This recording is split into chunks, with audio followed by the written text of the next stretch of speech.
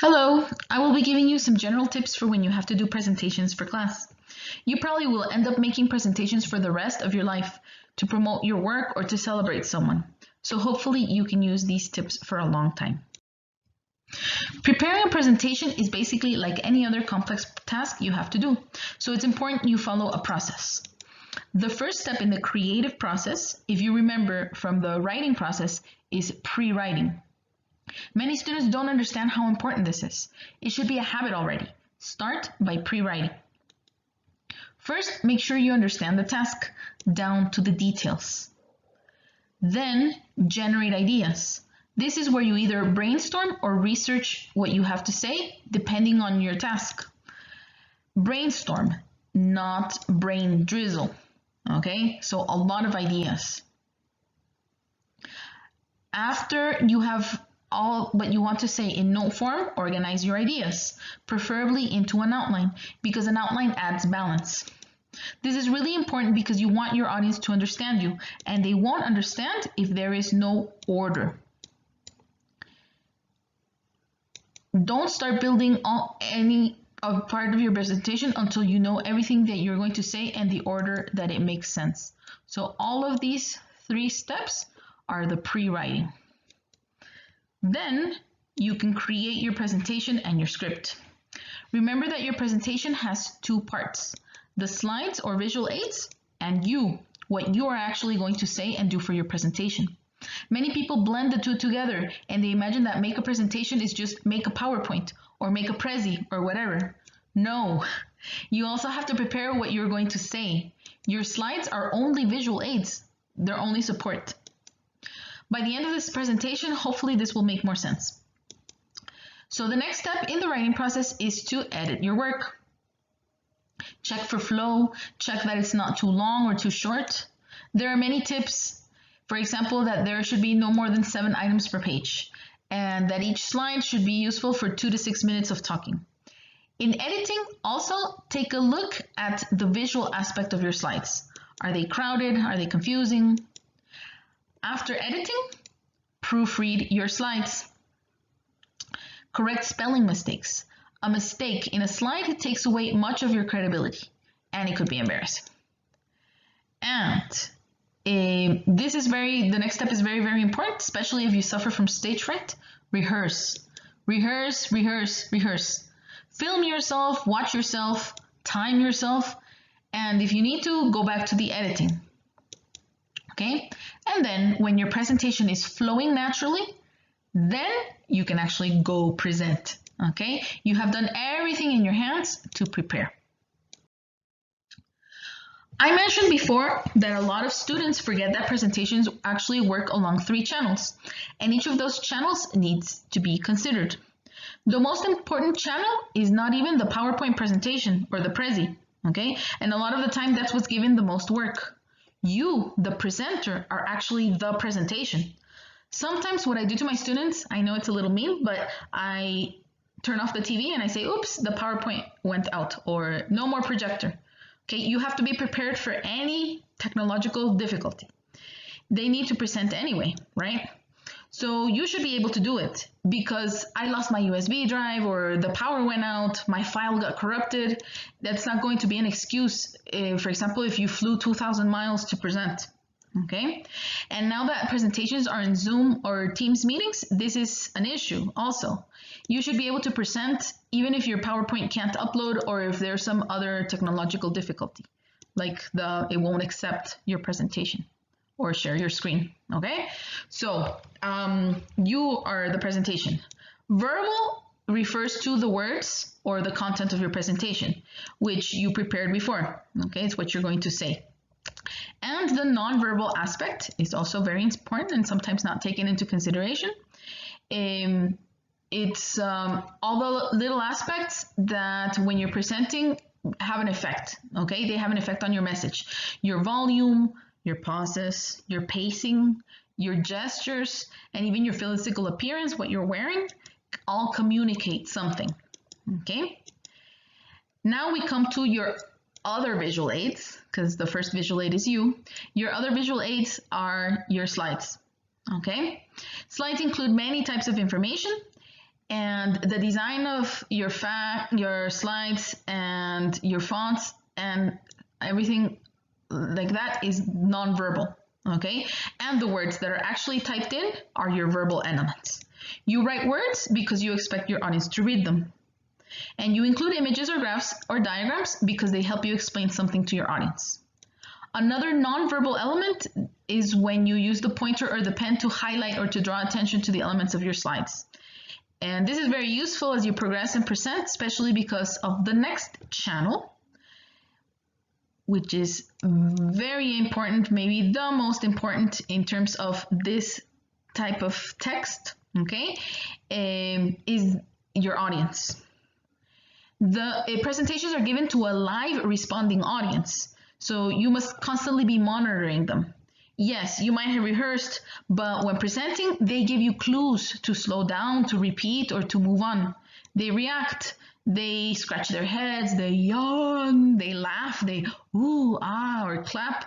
Okay, so you have to pay attention to these cues, and they will help you drive your point. Don't forget to include them in your presentation. Plan some rhetorical questions or some interactive activities, and in order to involve them in your presentation. And as you're presenting, be prepared to be flexible and adapt if you perceive that you need to. This is especially important in online presentations. Maybe the only channel where you can get feedback from your audience is the chat, okay? But you need to be paying attention to that. Meetings and webinars are considered synchronous communication because you synchronize, you share time and space with your audience. So you need to be interacting with them. Why is this one of the most terrible slides ever? What makes this slide so terrible? The idea of a slide is to help in communication, not to distract your audience. So each slide must be created purposefully. And I'm going to repeat that. To help in communication and to help your audience. Colors and fonts need to be chosen to be clear, easy to see, helpful, aesthetic. Images, clip art, graphics, animations, etc. should be there only if they help you make your point. Take advantage of the beautiful templates that are offered. They're made by designers, so the fonts and the spacing have all been studied for psychological impact. And for this slide, the purpose of this slide is to show you what not to do in a slide. And now we have this. Why is this another of the most terrible slides ever? For a presentation, this slide is terrible. It's the worst. Sometimes presenter will use slides to present information straight from a written text.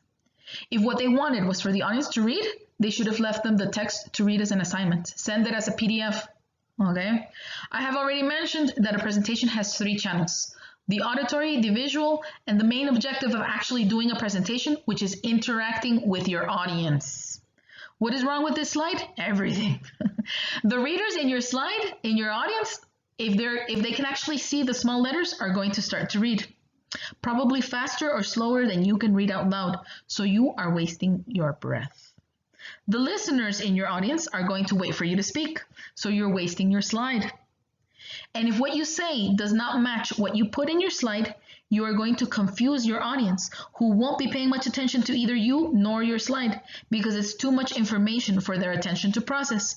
And what they will actually be doing is comparing and contrasting what you say to what you wrote or copy-pasted, because let's be honest, why would you type out what you were going to say in your own words unless you're trying to show what not to do in a slide?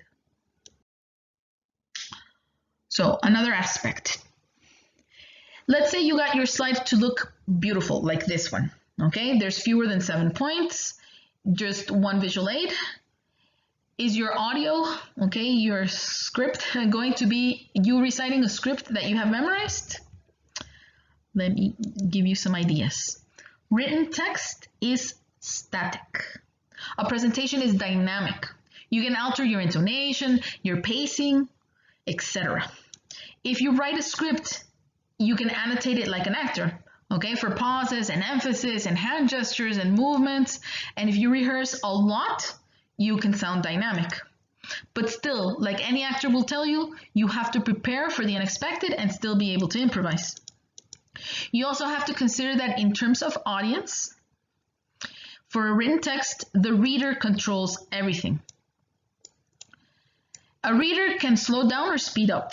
They can go back and reread what they read. They can pause to reflect and or comment with someone on a deep and interesting quote, and then go back and read exactly where they left off. In oral language, in a presentation, the audience can't do any of that. If they pause, they lose, right? So you are the one that has the control. The speaker has the control. And that's why you have to be carefully monitoring the audience's reaction and why your language needs to be clear from the beginning. Short sentences, natural word order, repetition. If you script, your script must be using oral structures and oral language. That usually won't work if you copy paste. Not usually, it will never work. A third difference is that written language is more precise because the author has time to go look for the exact word or to think of the exact word. But oral language is more effective because, as I have been discussing, it can be adapted and supported by the speaker. Supported by gestures, by pointing at visuals on your slide, by pausing or slowing down, okay? And that's what I mean by presentations are multi-channel. Again, the verbal aspect of your presentation is you speaking, explaining, and there are a lot of psychological factors there.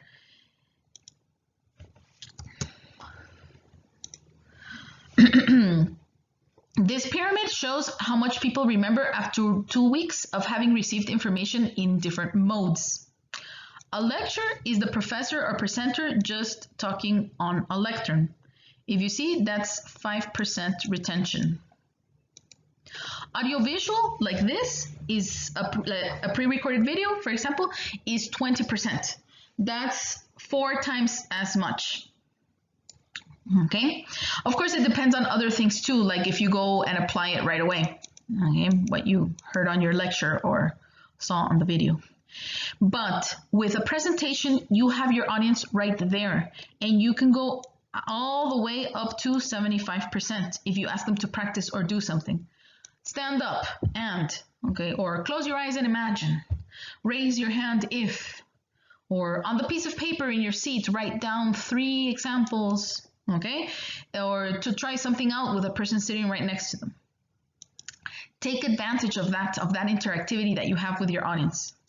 And if you see at the bottom of the pyramid, at 90%, you can see why your teacher may have asked you to create a presentation as an assignment.